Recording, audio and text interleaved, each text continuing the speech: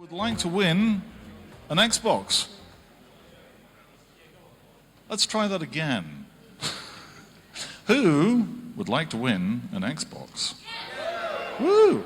Well, if you didn't do the racing, you're not in the running. So, we have our sponsor presentation. We are going to find out who was the best at the VR racing. Are we going to find out who was the worst at the VR racing? what the spread of the scores was?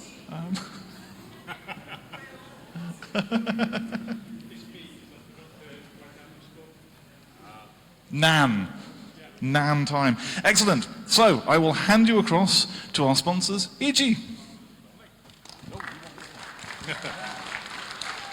I won't be monitored. So, I had a whole tech demo type talk lined up and had prepared a whole bit of live coding and then looked at the time of half an hour and then started talking to people yesterday and realized that no one actually knew who we were. So I thought I'd actually use the sponsor talk to tell you a little bit about us and, you know, fill you in a little. But as Dom said, the Xbox announcement will come at the end, just so you stay here to listen to me. So we're IJYI. We've been sponsoring for the last 2 years. We've been attending, I think, for the whole time. Yeah, we've been around for a while, for our sins. But we're a team of developers down in Ipswich. We deliver software for our clients, as many of you do. But we like to think of ourselves as people, real people, and quite a collection of real people, really. As you can see by some of the images of what's going on, we really emphasize on culture. As with running any business, has anyone heard the phrase, your culture will eat your strategy for lunch? It does. If you don't get it right, if you don't get how people interact right, as Gail was talking, it goes wrong. It goes very wrong. So we made that first front and center all through it. We currently have a team of about 30 and a office pet. Meet Falcor.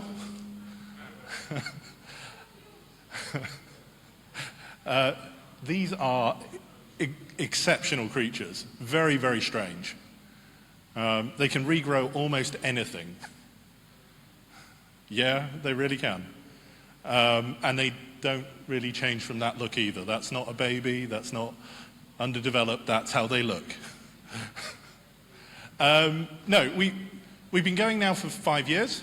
As I said, we enjoy doing stuff with our staff and for the community and investing in the community. And yeah, we generally have fun. But we normally get asked why IJYI, because it's not exactly pronounceable, when first read. If I'm completely honest, myself and Chris started the company 5 years ago, as I said, and we started arguing about names. And we quite quickly realized that, you know, the name wasn't the important thing for us. It was actually getting on and delivering some stuff. So we started hunting, and we found a brand that we thought matched to what we were doing. Now, at the time, we were touting ourselves, if you will, as DevOps consultants. And we did quite well at that, to be honest. But we were talking about and talking with teams about how they deliver and leading by example. So the whole point about this is IJYI. Okay? By example, not IJYI. Or as Geordie EA a year or so ago, YI. But why did we start? So, we were actually involved in Sync Ipswich. Anyone here been to Sync Ipswich before? Yeah? Everyone involved in Sync Norwich here? If you're Norwich-based, then you're not. You should be. It's really good. So we were at Sync Ipswich. We were contracting in at Willis. It's the building that the interior looks like the Norwich Football Club in Ipswich. And we've been working with offshore teams. Have everyone had that joy of training senior developers? We found that we were spending more of our time teaching and developing people in another company to go and do jobs that people next door couldn't get, that we thought we would try something different. And we thought we could do a better job. You know, there's always hubris when you start things up. We thought we could do it differently. So we thought we could build things better with local people. That was essentially how we started. And then the first thing we did wasn't hire people or get a contract, it was get a building. We got kicked out of the Willis car park. And we worked out it was cheaper to hire an office with some parking spaces in Ipswich than to pay parking fees. That's genuinely how it started for us. But we very quickly from there hired. We hired our first apprentice within 2 months of starting. They're still with us. They're still working in the team. They're valuably contributing. We constantly hear good things from them from clients. And we started to grow from there. We got lucky. Everyone asks, what's the first thing you did? How did you get going? We got lucky. We got a contract out the door building oil and gas simulator.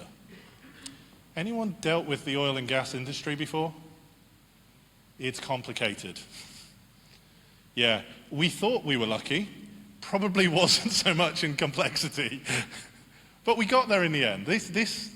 I have to say, this is, for a business startup, a dream. We had a contract that turned into something longer term for us from the get-go.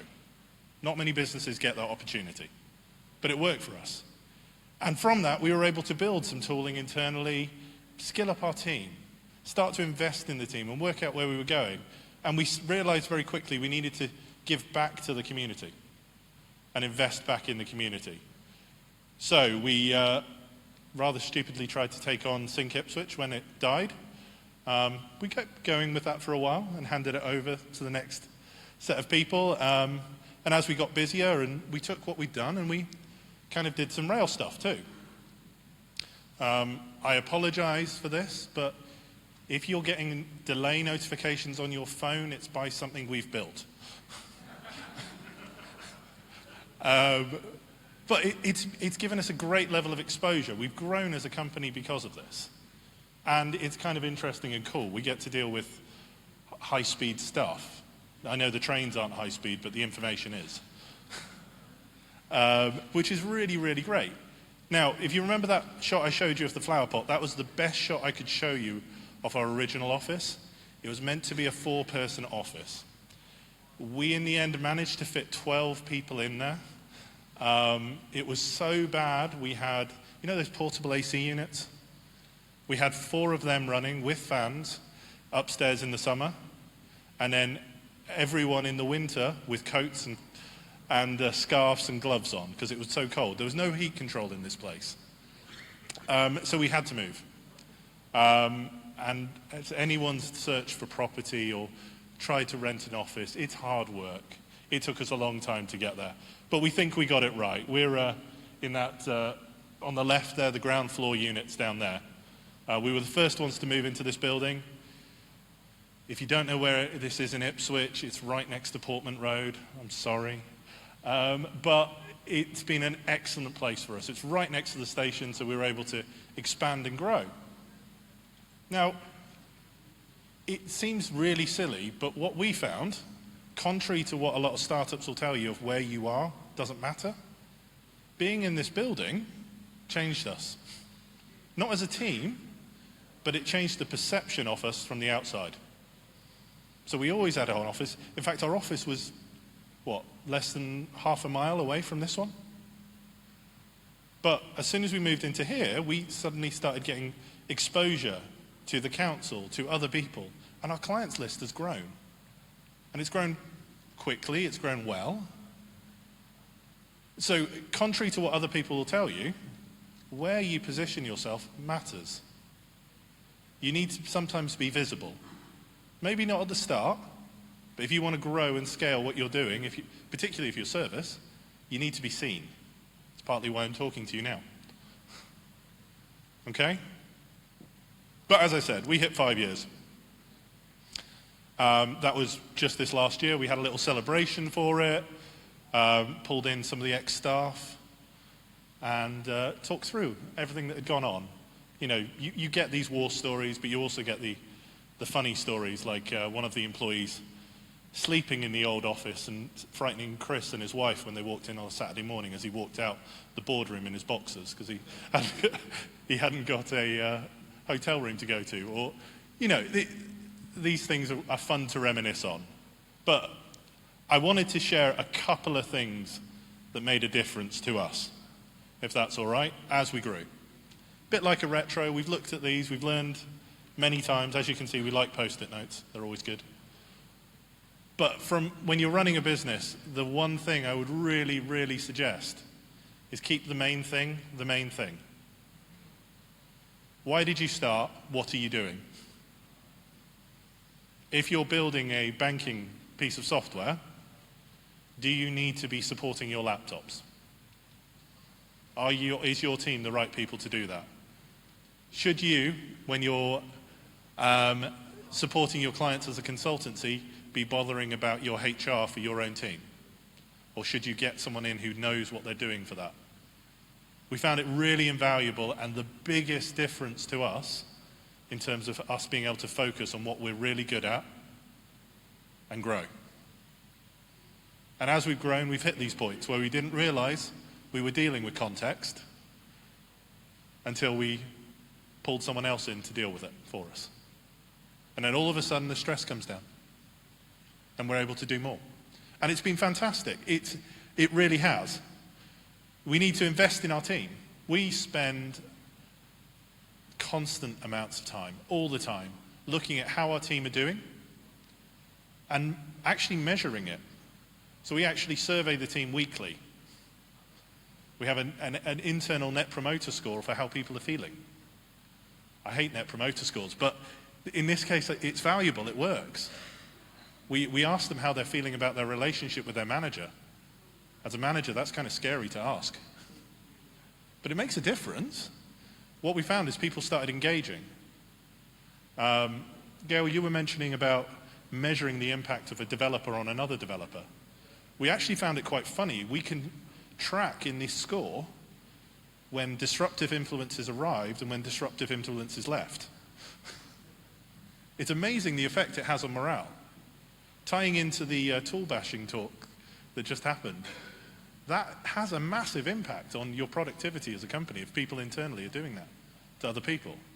We've really found it. So, and in line with that, we found that we needed to continually focus on improving and going back to why we started and what we were doing. So go back to it, keep going back to it, keep changing, keep adjusting, keep reevaluating. What's worked for you at day one certainly doesn't work for you at day 5 necessarily, but the principle will hold.